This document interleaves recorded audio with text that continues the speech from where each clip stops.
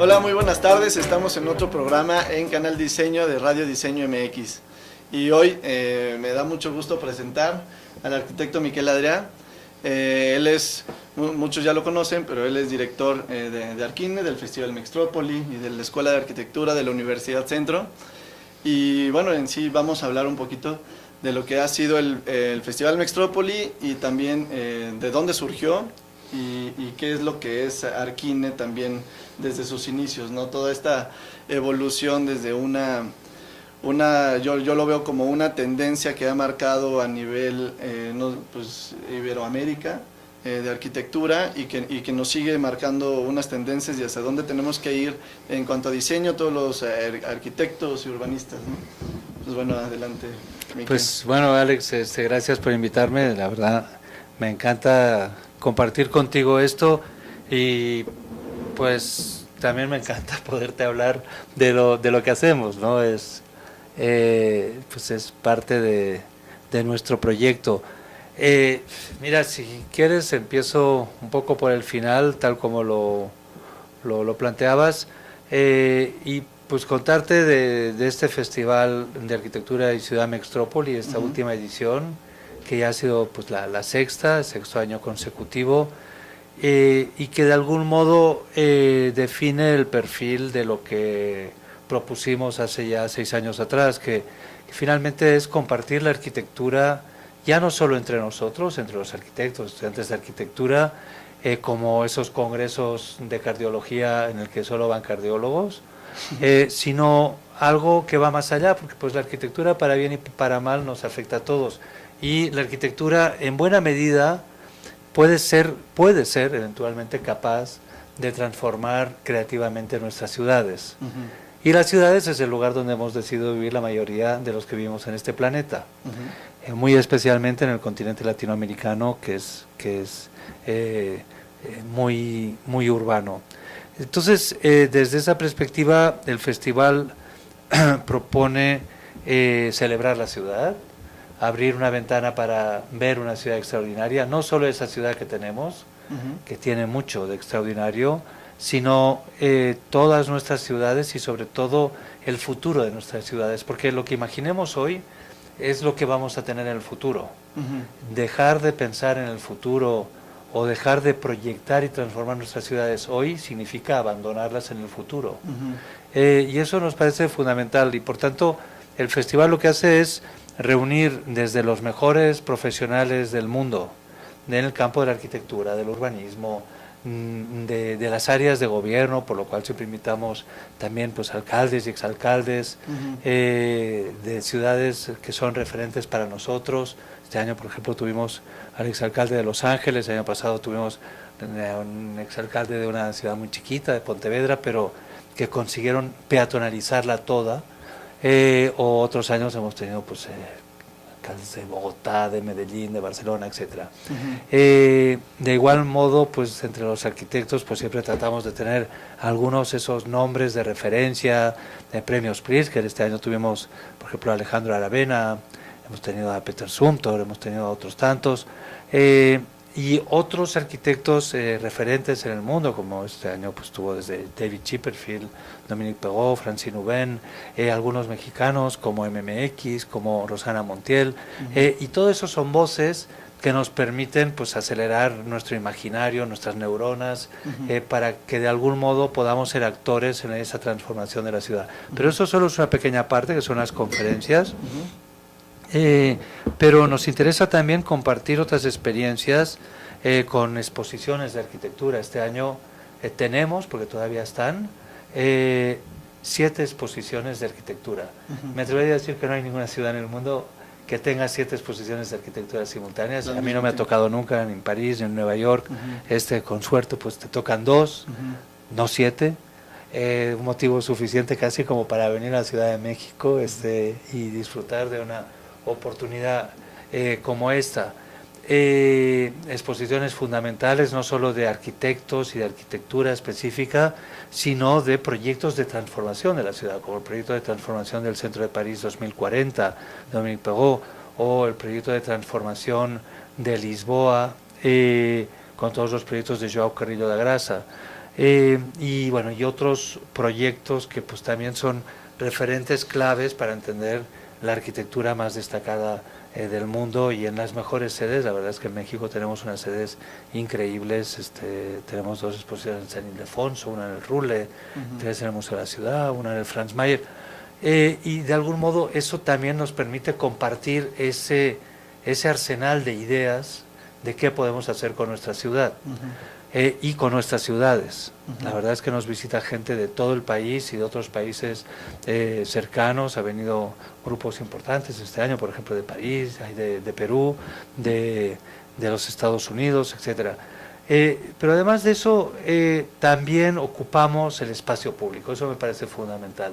La mejor muestra de entender el espacio público y por tanto el punto cero de nuestras ciudades, que es el espacio en el que compartimos todos, también el espacio de la convivencia y el espacio de los conflictos, pues es ocupando, en este caso, la Alameda, y este año con 18 pabellones, algunos de ellos extraordinarios, algunos de ellos resultado de un concurso internacional, que de un modo lúdico, de un modo temporal, de un modo reciclable, nos permite ver esa ciudad extraordinaria que ocupamos y festejamos durante unos días.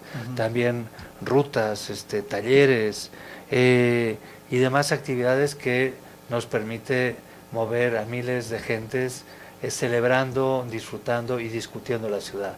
Porque para eso también tenemos unas mesas de diálogo en el que pues discutimos sobre temas de movilidad. Por ejemplo, este año en esa mesa pues estuvo Andrés Layú, como otros años, pero ahora ya como secretario de Movilidad, y nos permitió entender proyectos, discutir con él de un modo constructivo y con gentes pues todos involucrados pues en el interés para crear una mejor ciudad. Estuvimos también en una mesa con gentes también claves, desde desarrolladores hasta algunos de nuestros invitados internacionales, para hablar de la gestión de la ciudad y sobre todo quién proyecta la ciudad. Porque esa es una pregunta que está un poco en el aire. Tú estuviste en Seduvi y yo pienso que quizá en Seduvi, que deberían ser en buena medida los artífices del proyecto de la ciudad, vemos cómo eventualmente más que el actor es el reactor, es el que solo actúa reactivamente, solo reacciona para ver lo que se puede y lo que no se puede sin una iniciativa, sin un proyecto de ciudad. Sería interesante preguntar pues, a la actual secretaria de Desarrollo Urbano pues, cuál es el proyecto de ciudad que tiene. No lo ha dicho, no ha contado, no sabemos. Sería interesante saber si el proyecto de ciudad tiene que ver con el desarrollo de una serie de polos específicos o el desarrollo de los polos de crecimiento los deciden los desarrolladores, como ha sido en las últimas décadas. Sería interesante saber si el modelo de ciudad que tiene el gobierno es el desarrollo o simplemente es frenar el desarrollo. Y para eso también de algún modo son esas mesas, para que entre todos podamos construir un diálogo, podamos construir una cultura alrededor de la ciudad, porque no hay que olvidar que la ciudad es ese proyecto común en el que participamos todos. No se puede dejar ni en manos nuestras, los arquitectos, tampoco en manos de las autoridades, ya lo hemos visto, sino que es un proyecto en el que tenemos que participar todos. Y para eso las mesas de diálogo, de un modo transversal, en un festival como este, incluyente, que no es sectario, no es específico solo de arquitectos, no es un evento oficial de gobierno ni mucho menos, pues se puede discutir transversalmente con todos los actores. Fundamentalmente este es el proyecto del festival, que pues, contándote un poco lo que ha sido este último, nos permite imaginar el escenario de lo que proponemos o lo que hemos estado construyendo estos últimos años. Bueno, como comentas, igual en la Seduvi como en el gobierno central, pues sí se tienen planes maestros. Ahorita del nuevo gobierno no se ha tenido como demasiada como presentación de sus planes maestros y lo que tienen sobre la ciudad, ¿no? Sobre estos planes maestros y los que se encuentran involucrados en ellos, que son prioritariamente la Secretaría de Desarrollo Urbano, que ahora junto con Gobierno Central harán o presentarán su nuevo plan de desarrollo, pero también muchos son de los arquitectos que se encuentran laborando cotidianamente, y todos estos arquitectos son los que van a Mextrópoli, porque somos los interesados en cambiar, en tener el nuevo conocimiento, para poderlo replicar y a nivel mundial lo que se está haciendo en México. En ese sentido, lo que se marca y lo que se está exponiendo en Mextrópoli marca una tendencia, y la pregunta específica es ¿quién decide qué ponentes van a estar? O sea, ¿por qué en algún momento estuvo Antanas Mockus, ¿no? ¿Por qué en algún momento y no sé, y tal vez si se volvería a invitar o no? Y si esa es parte de la evolución y la tendencia que queremos o quieren marcar en el festival. Y si es que quieren marcar una tendencia, ¿no? El objetivo no tanto es marcar una tendencia, la tendencia la acabamos marcando, pero esa no es la vocación, porque no tenemos una agenda previa. La curaduría la hacemos pues los que dirigimos el festival, y pues forma parte de todo un proceso de acercamiento a un universo más amplio de gente que nos interesa, y entonces pues en la medida que conseguimos conciliar una serie de agendas, pues vamos viendo cómo todo eso es posible. Uh-huh. Pero más allá de quiénes sean estrictamente los invitados, que dependen pues un poco del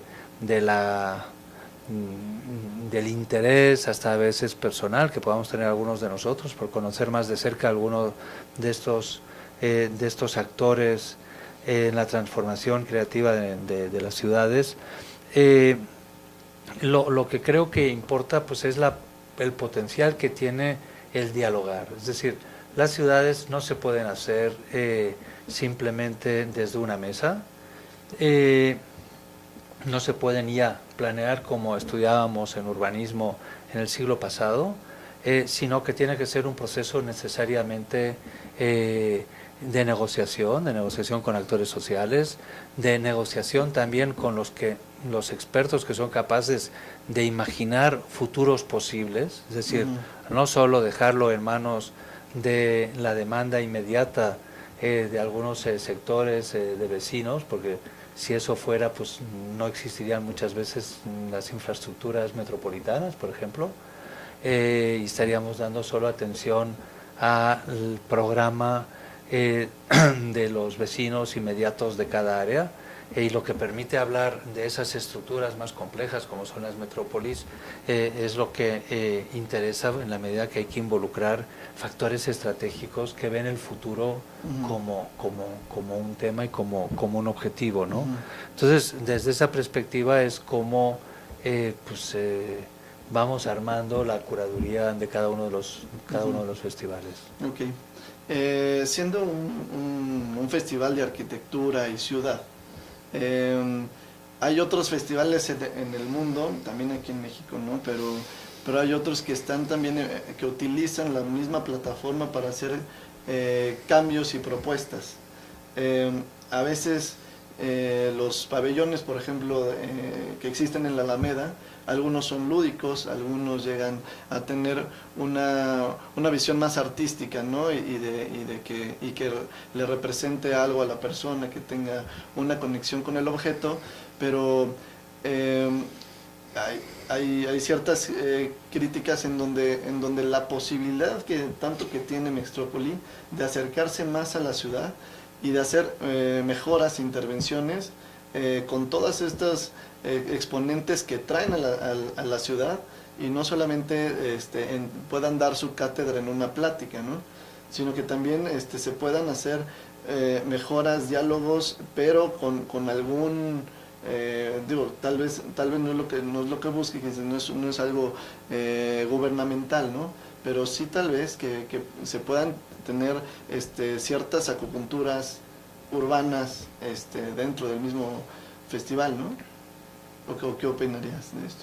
Pues nos encantaría. En realidad, Mextrópoli es una sociedad civil sin ánimo de lucro pero es una iniciativa pues de algunos de nosotros, y nos encantaría que esto tuviera un impacto que permitiera ir más allá de esos 4 días mágicos en los que nosotros pues hacemos el festival. Nos encantaría poder sentar a la mesa a gobiernos proactivos, dispuestos a dialogar, dispuestos a compartir con la sociedad cuál es el programa que tienen. Ellos pues finalmente son los empleados temporales que hemos escogido para estos años, y sería su obligación subir a su mesa, a estas mesas, a compartir el proyecto que proponen, y posteriormente a compartir lo que ya se está haciendo, y finalmente pues a mostrar lo que hicieron en el periodo que se les dio esta chamba. Lamentablemente no hemos tenido esa capacidad de los gobiernos para subirse a estas mesas, si bien los hemos invitado, y yo creo que, igual que en otros países en los que festivales de otro perfil, pero por ejemplo, por decirte alguno, la Bienal de Chicago, en el momento que un gobierno extraordinario de Manuel Ram, uno de los demócratas más destacados de los Estados Unidos, se supo involucrar al festival, le dio un realce importantísimo, y hizo que un evento puntual se convirtiera en un beneficio a largo plazo para la ciudad. Esa posibilidad la tienen los gobiernos. Si los gobiernos siguen atrincherados en una oficina sin recibir a nadie, o sin atender, o sin salir afuera a compartir su proyecto, pues es muy difícil que un evento cargado de ideas, cargado de euforia, cargado de propuestas de aquí y de otros muchos lugares del mundo, tenga ese impacto de transformación más permanente en la ciudad. Va a tener un impacto en los actores que quizá puedan estar transformando en otro futuro o en otras ciudades, pero no podemos tener la suerte de tener como un impacto inmediato en la ciudad. Yo espero que pues en el momento que empiecen ya a salir de sus oficinas y a tener un diálogo con la ciudadanía, pues van a poder ser mucho más proactivos, pero pues hemos pasado de unos gobiernos esponja que finalmente solo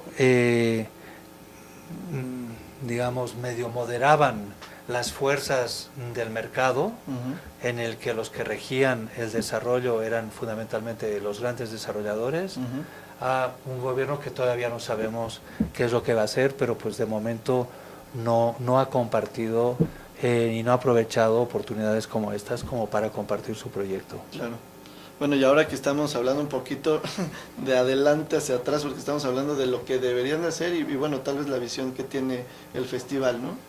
De involucrarse un poco más con gobiernos, me parece perfecto que den como también la autorización, que estén involucrados en proyectos con los mismos exponentes que se traen, ¿no? O sea, no solo aprovecharlos que están en México para poder hacer algo en conjunto, ¿no? Bueno, entonces vamos un poquito para atrás y para contar la historia del Festival Mextrópoli. ¿Cómo surgió? Surgió de una evolución natural. Después de 14 años en el que estuve dirigiendo el Congreso de Arquitectura Arquine, que era poco como el que te decía de los cardiólogos, es decir, en el que nos juntábamos arquitectos y estudiantes de arquitectura, invitábamos arquitectos de todo el mundo y hablábamos de arquitectura encerrados en un teatro, y pues nos conocíamos un poco más, conocíamos las nuevas ideas, conocíamos proyectos y autores que nos interesaban, pero no tenía ese impacto con la ciudad. La evolución natural fue dar ese brinco a un festival que era salir a la calle, y en lugar de un congreso que congrega, un festival que festeja. y por tanto celebrar la ciudad y abrir la mesa al diálogo con autoridades, con la sociedad civil, con todos los actores que de algún modo participamos en la transformación de la ciudad. Fue ese proceso. El Congreso empezó poco después de empezar Arquine, como todo en Arquine. Mira, Arquine es un proyecto que ya tiene 21 años y que empezó siendo una revista. Y una revista que trataba de ser crítica en un medio en el que no había crítica, y pues posicionarse por tanto con esa actitud en el que el personaje más importante tenía que ser el lector, no los amigos, no necesariamente un círculo específico, tampoco un cierto clientelismo ni vinculado pues ni a los anunciantes, sino al lector, y eso es lo que nos ha dado vida y reconocimiento a lo largo de todos estos años.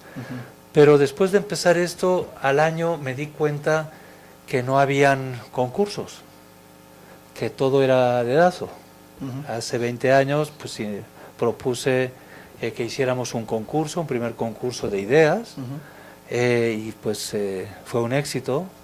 Eran muchos que querían participar compartiendo sus ideas. Siempre hemos privilegiado el mejor jurado posible. Yo pienso que lo importante de un concurso es conocer el jurado y que el jurado sea absolutamente respetable, con los mejores actores nacionales e internacionales, y eso es lo que le da credibilidad. Es decir, un concurso en el que uno no sabe ni quién va a ser el jurado, de entrada es como muy sospechoso. Y de eso se trataba, y eso pues fue evolucionando a lo largo de los años con concursos de ideas, hasta que ya en los últimos años lo convertimos en un concurso de ideas construibles, que es uno de los pabellones que hacemos en el Festival Mextrópoli. Otra cosa que surgió al principio de Arquine, un año después del concurso, fue un congreso. El primer congreso pues era una buena manera de invitar a los arquitectos más destacados del panorama, con los pocos recursos que contábamos, y invitarlos aquí a compartir sus ideas, sus proyectos, y pues también fue muy bien recibido, y pues lo fuimos repitiendo año tras año, durante 14 años, hasta dar ese brinco que te decía de congreso a festival. Un año después de ese primer congreso, bueno, yo ya había hecho algunos libros para algunas otras editoriales, para Gustavo Gili, para Electa Editrice, y otras, y alguno que veo por aquí, de Faidon,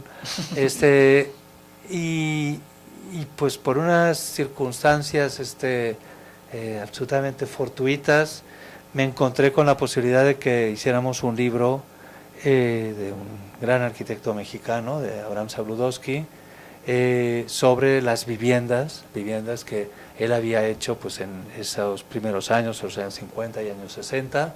Fue un proyecto que lo gocé muchísimo, aprendí muchísimo con las largas pláticas con el arquitecto, y ese fue un primer libro que después, con los años, pues otro año pues hicimos 3, otro año 7, hoy por hoy con más de entre 20 y 25 libros al año, somos la primera editorial de arquitectura en español a nivel global, lo que nos permite pues dar a conocer lo mejor de la arquitectura mexicana en el resto de Latinoamérica, en España, en Europa, muy bien en Estados Unidos también, les está interesando cada vez más, y también en ese sentido pues estamos publicando también cada vez más arquitectos de otras latitudes, especialmente pues, Chile, que es de los lugares que se hace mejor arquitectura del continente.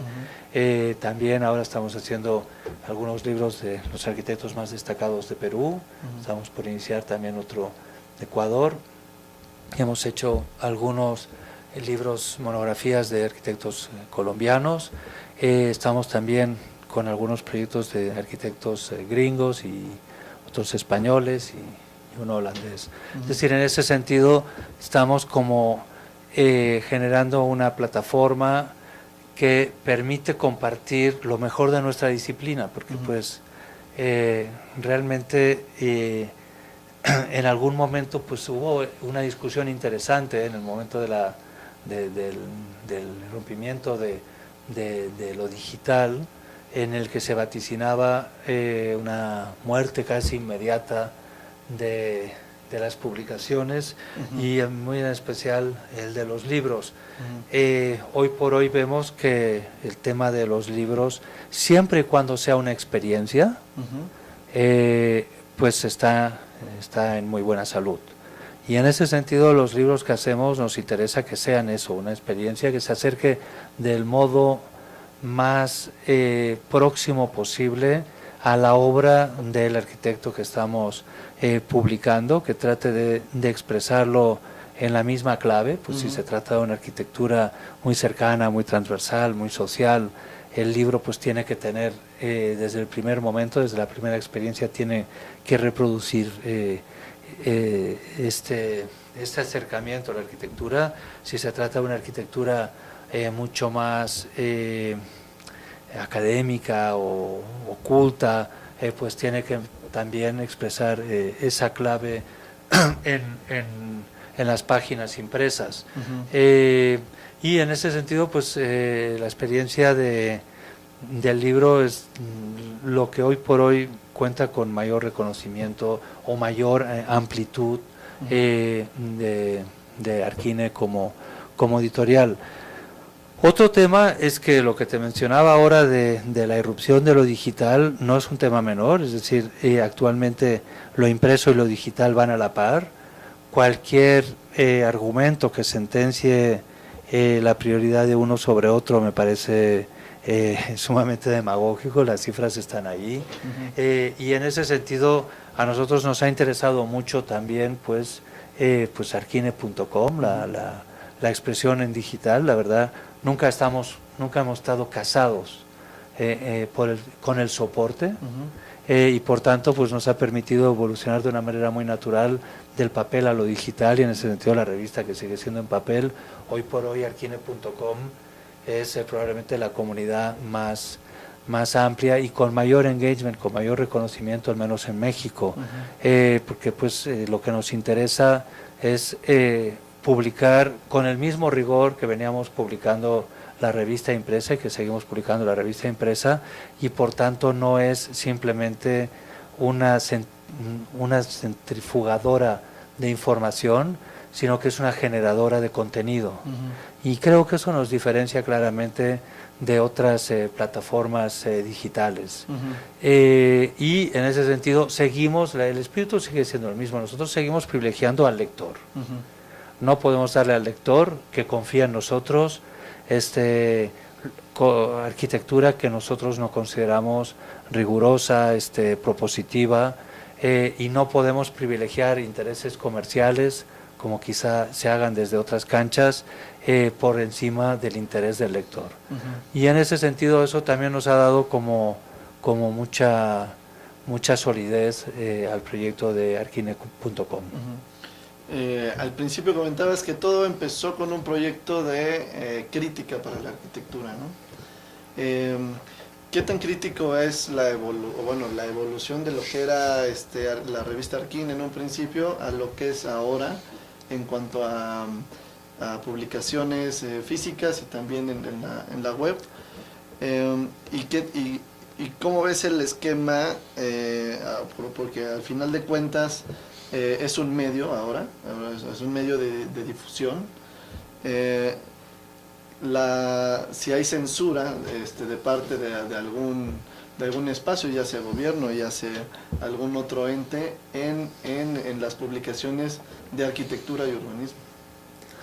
Bueno, la diferencia entre el Arquine de hace 20 años al de ahora es grande, es decir, ahora es mucho mejor. Entre otras cosas porque hace 20 años a mí me tocaba escribir prácticamente todos los textos, y ahora hay gente mucho más capaz que yo, y en el que yo solo soy uno más, y eso pues hace que sea un producto mucho más rico, mucho más plural, mucho más riguroso. Y en cuanto a la censura, no, la verdad yo no podría mencionarte ningún tema de censura. Sí ha habido en la medida que es un medio, pues que sí nos lee gente, pues que de repente pues hay textos, hay críticas que generan pues alguna controversia.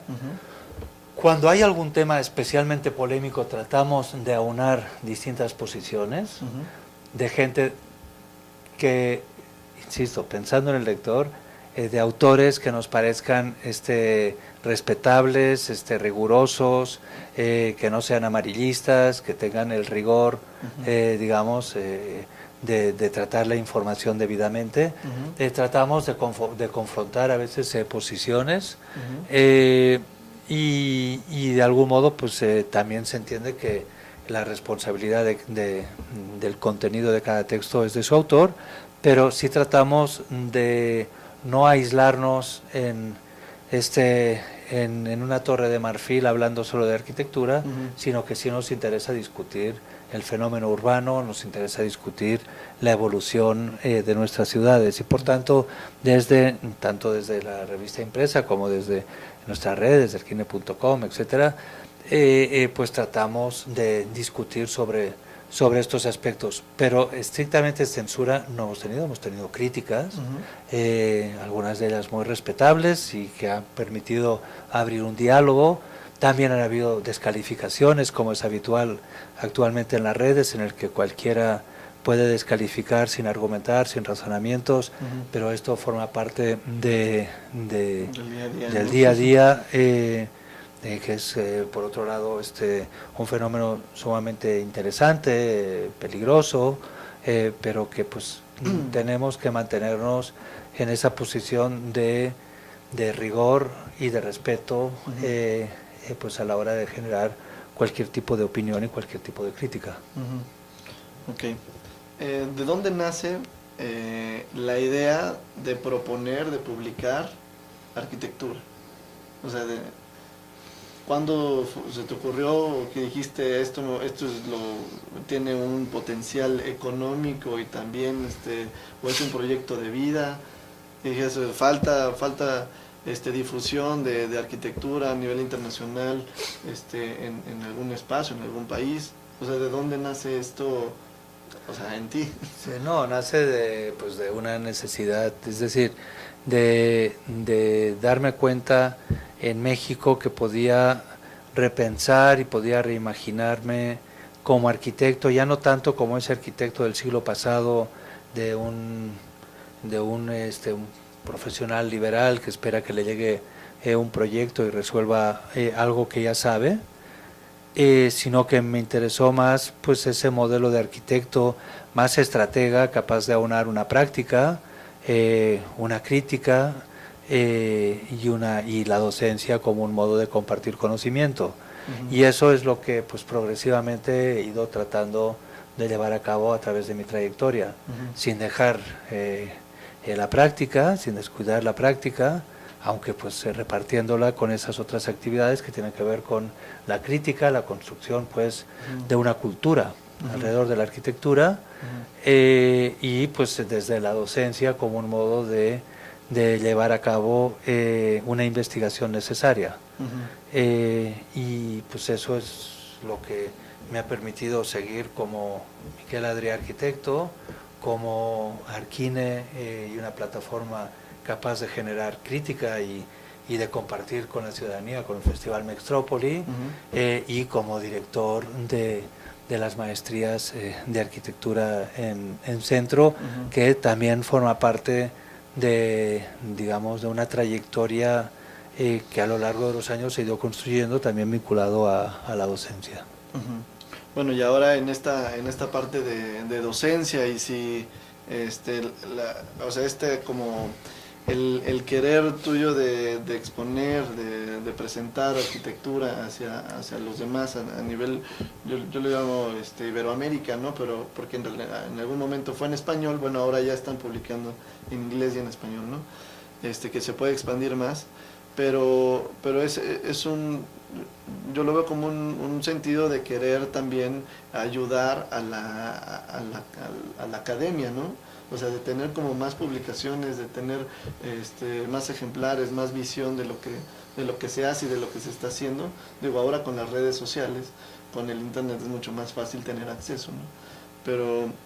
Pero bueno, todo lo que es Arquine, Mextrópoli, es lo que nos ha acercado, o por lo menos también como estudiante de arquitectura, a acercarme más y abrir como mi pensamiento, no solo de conocimiento, sino también como de diseño, ¿no?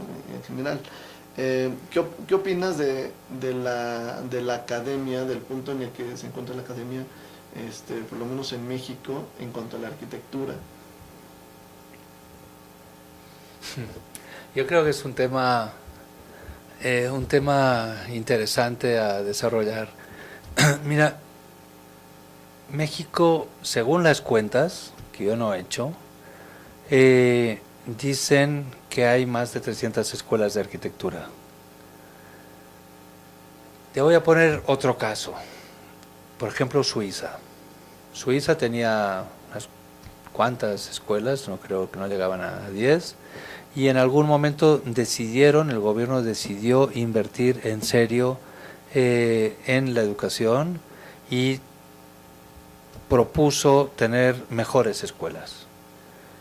Lo primero que hicieron fue cerrar varias y dejarlo en 3 y invertir en ellas, y hoy en día en cualquier ranking que veas, por ejemplo, de las mejores escuelas de arquitectura europea, como mínimo de esas 3 aparecen 2, depende del ranking, llegan a aparecer 3. Uh-huh. Con eso te digo que en el caso de México, con tantas escuelas, lo que en buena medida sucede es que no hay esa concentración de conocimiento que hacía pues el conocimiento universal, el conocimiento de esos grandes concentradores que eran las universidades. Uh-huh.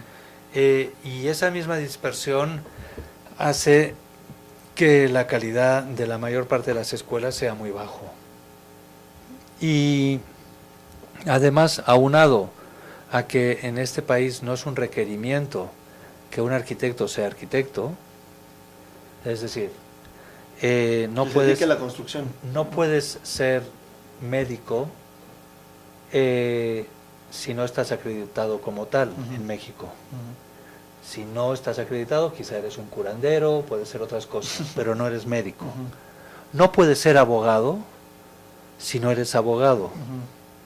En México cualquiera puede ser o decir que es arquitecto. Entre otras cosas, no importa mucho quién haga las cosas, uh-huh, quién construya lo que se construye. Uh-huh, uh-huh. Buena medida, también es un hecho que la mitad de lo que se construye es informal, uh-huh, es un hecho de facto. Uh-huh. Y por lo demás, pues está en manos, el responsable finalmente acaba siendo un DRO, un ingeniero y demás. Por tanto, los arquitectos en México no tenemos responsabilidad, no somos responsables. Uh-huh. No tenemos responsabilidad civil, mucho menos responsabilidad penal. Entonces cualquiera puede ir por la vida cargando pues con ese atributo sin tener que demostrar más, lo cual hace que el nivel de exigencia que tengamos con nosotros mismos es muy bajo. Uh-huh. Y el nivel de formación de la mayor parte de las escuelas es tremendamente bajo. Es decir, de ese panorama de esas 300 escuelas, si podemos destacar una decena, yo creo que estaríamos en un estado tremendamente optimista. Uh-huh. Pues sí. Bueno, al ser una Arquine, una editora de libros, también ha hecho en algún momento algún libro de academia. O sea, de literal, módulo 1, módulo 2, módulo 3, o sea, como tratar de cambiar algo, y no hacerlo tan, bueno, o sea, ve tal libro, que te cuenta la historia de la arquitectura, y siempre han sido así nuestros libros de arquitectura. Pero ¿por qué no hay, o si lo han hecho, libros de academia, o sea, totalmente académicos y con una vocación, aunque tal vez el panorama de la Secretaría de Educación Pública no lo contemple, ¿no? Que tal vez no le interese, pero pues así, o sea, si empieza a haber propuesta, ¿pueda cambiar algo? No hemos hecho libros como ese que tú dices, y creo que no es nuestra tarea. Creo que las buenas y las universidades más importantes del país tienen su área de publicaciones y quedan su cancha. Lo que sí hemos tenido oportunidad de hacer es colaborar y coeditar algunos títulos, algunos libros con algunas universidades, sin duda con la UNAM, con la Facultad de Arquitectura hemos tenido la suerte de poder hacer algunas coediciones estupendas de algunos arquitectos que de algún modo estaban vinculados con la UNAM, no sé, por ejemplo, Pelón de la Mora, o hemos hecho también alguna coedición con la UAM, como por ejemplo un libro de Pedro Ramírez Vázquez, o hemos hecho coediciones, hicimos por ejemplo de Vladimir Caspé con la Universidad de La Salle, es decir, hemos podido tener la oportunidad de coeditar algún libro que por alguna razón estaba parcialmente en la cancha de ellos, por ejemplo tenían el archivo, o invitamos a alguno de los investigadores más destacados que formaban parte de su digamos de su cuerpo de profesores, y eso nos ha permitido trabajar muy bien. Estamos pendientes también de con el Poli pues llegar a publicar próximamente una monografía de Reinaldo Pérez Rayón, que ya tratamos desde hace años, y en el Inter se nos murió el arquitecto, pero sigue siendo una tarea pendiente de documentar esos arquitectos tan importantes, tan imprescindibles de la historia de arquitectura mexicana. Otros libros que hemos hecho puede ser que tengan un cierto carácter, si no académico, útil para universitarios, sin ir más lejos, el que empezó siendo mi tesis doctoral de La sombra del cuervo, arquitectos mexicanos tras la senda de Le Corbusier, sé que es un libro muy leído o recomendado por algunos maestros a sus alumnos. Me llegan comentarios, a veces me llegan consultas al respecto. Puntualmente algunos de estos acaban siendo útiles, pero pues creo que digamos esos libros casi de texto siguen en la cancha de las secretarías de publicaciones o área de publicaciones de las universidades. Okay. También hay unos posgrados, ¿no? Tienen un posgrado Arquine. En Arquine hacemos 2 posgrados en este momento con la Universidad Politécnica de Cataluña, que es mi alma mater, y en su momento pues establecimos este vínculo. Uno de ellos es de espacio efímero y el otro es de lighting design. 2 temas como muy específicos. El primero pues enfocado a experimentar con intervenciones efímeras, tanto a nivel teatral como a nivel hasta a nivel comercial, y a nivel de experimentación del espacio, y que eso por ejemplo permite hacer algunas exploraciones muy interesantes con algunos de los pabellones que se hacen en Mextrópoli.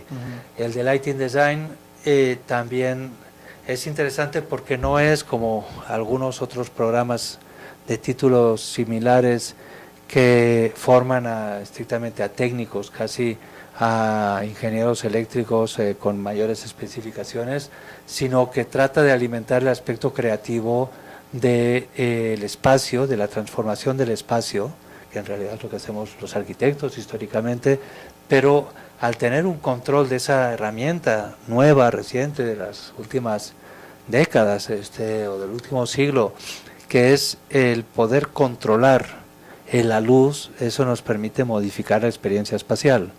Y básicamente trabajan estos aspectos y se hace con profesores que vienen tanto de la Universidad Politécnica de Cataluña como con profesores locales. Okay.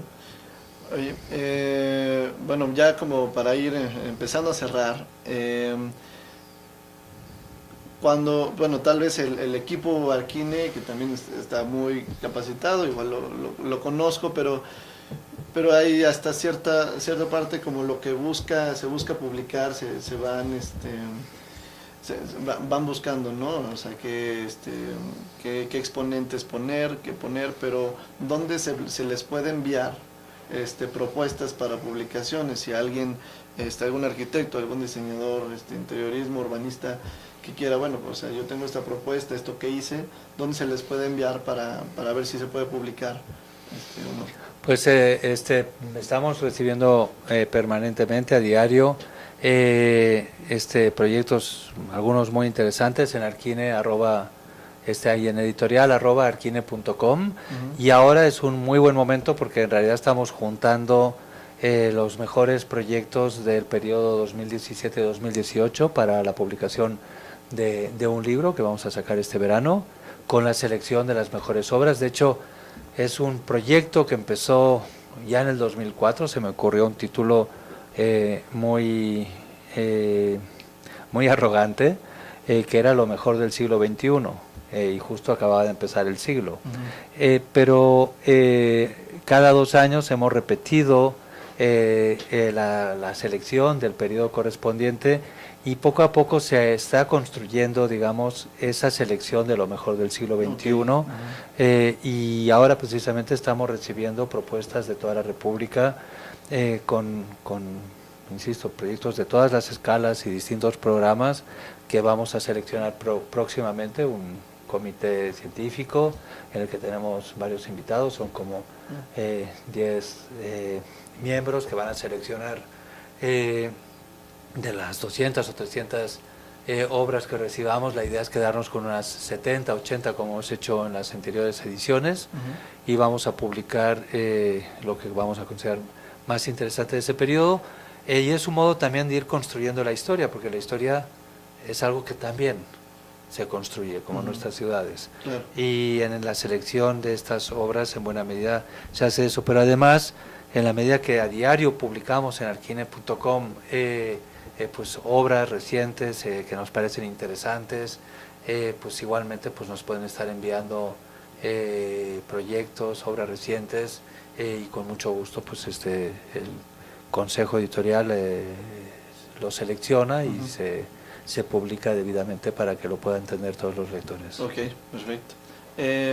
¿Qué viene para el próximo año? ¿Puedes adelantar algo de Mextrópoli, de Arquine? ¿Qué nuevos eventos tienen en mente? Pues Mextrópoli, pues aunque sea reciente el 6º festival, sí estamos ya trabajando en buena medida en algunos conceptos para el próximo año. Sin duda el tema de las conferencias y los pabellones va a permanecer. Nos encanta la idea de que la Ciudad de México se convierta en la capital mundial de la arquitectura durante al menos un mes. Y esto hoy por hoy lo estamos consiguiendo, sobre todo también con las exposiciones. Es difícil juntar 80,000 personas gozando la arquitectura y la ciudad durante 4 días. Por ponerte una referencia, el evento más importante de arquitectura a nivel global, que sin duda es la Bienal de Venecia, junta creo que quizá 200,000 personas, pero en 6 meses. En nuestro festival es algo muy distinto, es muy concentrado, pero en 4 días se convierte en un evento de referencia, para lo cual ya nos visita gente de distintas partes del mundo que ya forma parte casi de su agenda. Yo creo que el reto más importante en esa cancha va a ser conseguir subir, involucrar a las autoridades, para que de algún modo entiendan que discutiendo con el resto de la ciudadanía el modelo de ciudad que queremos va a ser una mejor manera de operar, no solo para ellos, sino sobre todo para el futuro de nuestras ciudades. Es decir, hoy por hoy el diagnóstico de las ciudades, o qué es mejor para una ciudad, está muy claro.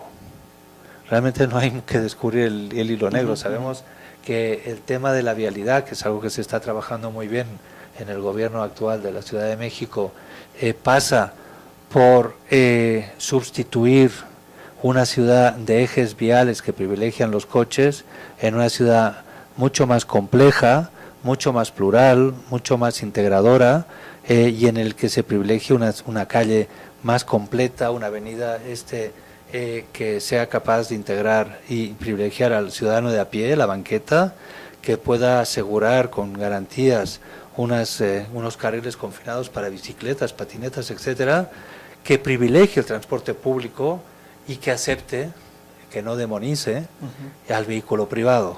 Eso hay consenso y hay ciudades que ya van muy avanzadas haciendo eso.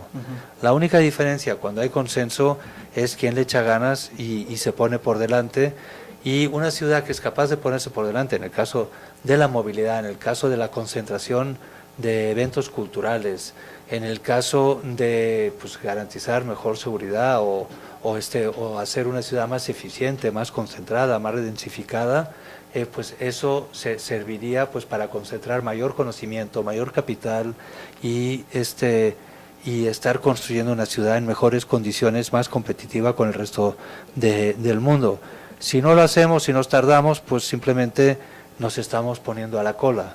Y es una lástima que la ciudad más poblada del continente, una de las ciudades más singulares del mundo, que siempre ha sido capital, no asuma las oportunidades que tiene de un modo competitivo, de un modo con ganas, con entusiasmo, y que lo comparte y lo comunique con los distintos actores que estamos participando en la transformación de la ciudad, de esta y de otras ciudades también muy interesantes del país, o otras que también se están viendo y se están reflejando en lo que hagamos aquí, en distintas partes de Latinoamérica o del mundo. Yo creo que este sería el reto más importante de cara al futuro de Mextrópoli. Y en cuanto a Arquine, pues sobre todo nos importa mucho con arquine.com saber llegar cada vez más a esa comunidad global, ya no tanto local, sino la local y la global. Y desde el punto de vista editorial, nos importa que cada proyecto que hagamos sea único y cada uno trate de ser el mejor libro del mundo. No, pues impresionante. Pues muchas gracias, o sea, no solamente por venir, sino por todo el trabajo que están haciendo en Arquín y también en el festival Mextrópoli, todo lo que dejan para los nuevos arquitectos, los que ya son y los que vienen, y todo el conocimiento que pueden dar. Para mí es impresionante. Pues yo también, aparte de esto, doy gracias también en algún momento, lo tengo que decir pues a los españoles que han llegado aquí también a cambiar México, en vez de ver el lado negativo.